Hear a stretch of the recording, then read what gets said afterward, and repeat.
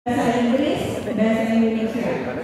Ya, Bapak Ibu, di sini tema yang kita ambil adalah tentang makanan daerah sebagai identitas budaya dan sumber gizi. Dilaksanakan di kelas 8 semester ganjil dengan pertemuan 6 kali pertemuan, 1 per disiplin ilmu. Yang pertama adalah untuk tujuan pembelajarannya adalah siswa memahami kandungan gizi, nilai budaya, serta keterampilan membuat dan mempromosikan makanan daerah. Yang kedua, siswa mampu mengekspresikan ide tentang makanan daerah melalui bahasa Indonesia dan bahasa Inggris. Yang ketiga, siswa menunjukkan sikap menghargai keragaman budaya kuliner Indonesia, menghubungkan gizi makanan dengan kesehatan dan aktivitas fisik, ini lebih ke PJOK. Siswa dapat berkreasi membuat makanan daerah sederhana dan produk inovatif ini ke mapel prakarya. Baik, untuk pertemuan yang pertama untuk bidang mapel IPA, di sini materi kandungan gizi makanan daerahnya adalah siswa mampu menganalisis kandungan gizi, yaitu berkaitan dengan karbohidrat, protein, lemak, vitamin, dan mineral yang berdasarkan khas makanan daerah. Model pembelajarannya adalah discovery learning.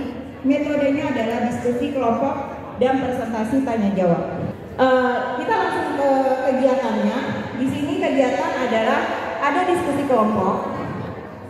Ya, yang pertama adalah persepsi tentang makanan tersebut dari daerah, lalu melakukan eksplorasi dengan cara diskusi, lalu mengadakan analisis berdasarkan kelompok, lalu melakukan presentasi dan melakukan refleksi. Ini di setiap kegiatan pertemuan pada mapel IPA. Siswa akan mengetahui berbagai unsur kandungan gizi yang ada pada makanan khas daerah tersebut. Baik, lanjut ke bawah. Nah, untuk evaluasi hasil belajarnya, yaitu yang pertama adalah pengetahuan dalam bentuk tabel atau grafik dan sikap kerja setiap kelompok.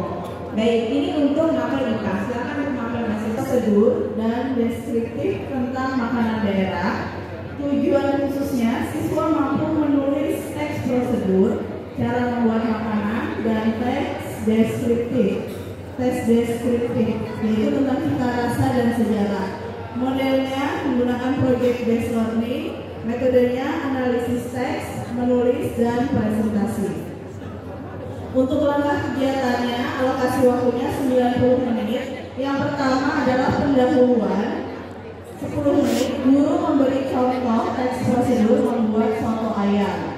Kemudian kegiatan eksplorasinya alokasi 25 menit, identifikasi struktur teks prosedur dan deskriptif. Kemudian yang ketiga produksi, itu 35 menit, siswa menulis teks prosedur membuat makanan daerah pilihan mereka. Kemudian dilanjutkan presentasi 15 menit dengan membacakan teks di depan kelas. Kemudian terakhir refleksi, yaitu selama 5 menit siswa menuliskan hal yang dipelajari. Untuk assessment, yaitu meliputi teks prosedur dan deskriptif makanan daerah. Rubrik penilaian untuk teks prosedur dan deskriptif meliputi aspek struktur teks, kemudian kaidah bahasa, kreativitas, dan presentasi lisan. Untuk evaluasi hasil belajar ada 3: pengetahuan, keterampilan, dan sikap. Pengetahuannya pemahaman struktur teks, kemudian keterampilannya yaitu menulis teks sesuai kaidah, dan sikapnya menghargai karya teman. Untuk selanjutnya pertemuan 3. Ya, kita langsung ke pertemuan yang terakhir aja karena bahasa Inggris hampir sama dengan yang bahasa Indonesia, yaitu yang prakarya. PJOK juga berkaitan lebih kepada kegiatan. Ya, di sini ada di pertemuan 6 di prakarya. Materinya kreasi produk makanan daerah dan kemasan.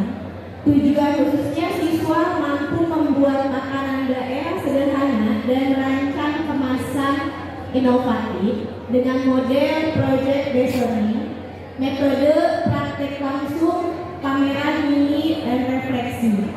Langkah kegiatannya 120 menit, lebih panjang untuk praktiknya. Yang pertama ada pendahuluan 10 menit, guru menampilkan contoh produk makanan tradisional dengan kemasan modern. Yang kedua, perencanaan. 20 menit siswa membuat rancangan produk dan kemasan. Yang ketiga, praktik. 60 menit membuat makanan daerah sederhana. 4, pameran ini 20 menit menampilkan produk makanan dan kemasan. Yang kelima, ada refleksi selama 10 menit. Asesmennya di sini ada produk makanan tradisional dan kemasan, ada aspeknya kreativitas produk, lalu ada higienitas dan keterampilan, desain kemasan, lalu kerjasama kelompok. Evaluasi hasil belajar di sini ada 3, pengetahuan, pemahaman prinsip wirausaha kecil. Yang kedua, keterampilan membuat produk dan desain kemasan. Yang ketiga, sikap, kreativitas, kerjasama dan tanggung jawab.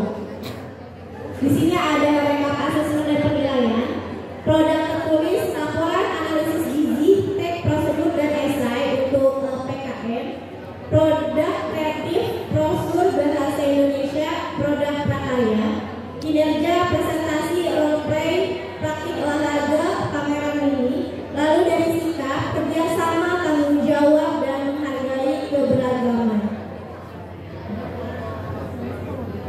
Ya, baik Bapak Ibu, inilah hasil presentasi kami untuk contoh satu kegiatan RPM lintas mapel yang dilaksanakan bersama beberapa mapel berkaitan tentang keanekaragaman dan kandungan gizi makanan berdasarkan khas daerah. Terima kasih dari kami, mungkin tepuk tangan. Terima kasih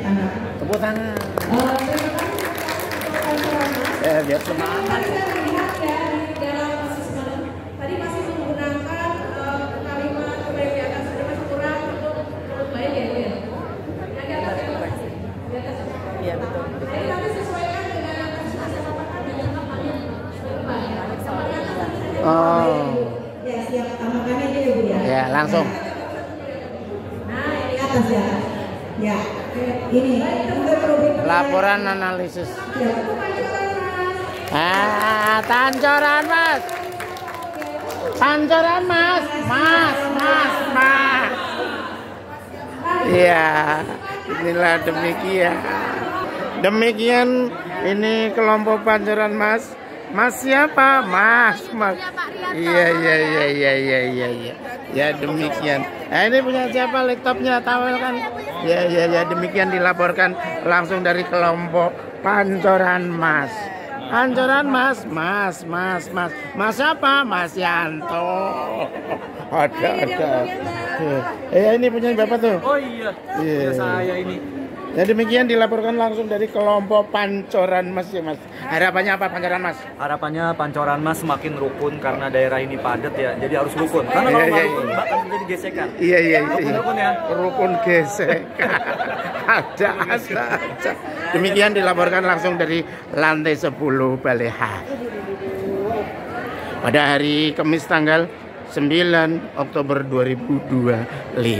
Terima kasih. Salam workshop kokulikuler. Ya, demikian dilaporkan dari lantai 10 kokulikuler workshop. Ya, ini para pengawasnya dah.